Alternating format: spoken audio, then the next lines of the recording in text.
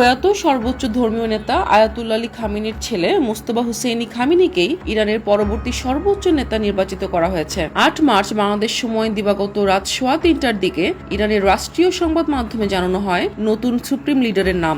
দেশটির ৮৮ জন ধর্মীয় ব্যক্তিত্ব নিয়ে গঠিত assembly of expert supreme leader নির্বাচন করে। সর্বশেষ ভোটাভুটিতে তারা মোস্তফা খামেনিকে পরবর্তী সর্বোচ্চ নেতা হিসেবে বেছে নিয়েছেন। তিনি সাবেক সুপ্রিম লিডার আয়াতুল্লাহ আলী খামেনির দ্বিতীয় সন্তান।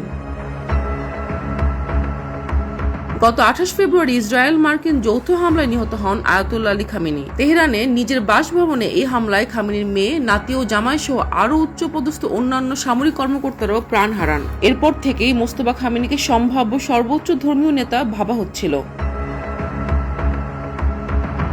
এদিকে অ্যাসেম্বলির পক্ষ থেকে নতুন নেতার প্রতি সবাইকে সমর্থন জানানোর আহ্বান জানিয়েছে। মোস্তফা খামেনির প্রতি ইরানের রেভলিউশনারি গার্ডস কোর IRGC ও সশস্ত্র বাহিনীর আনুগত্য প্রকাশ করে নতুন সর্বোচ্চ নেতা হিসেবে স্বীকৃতি দিয়েছে।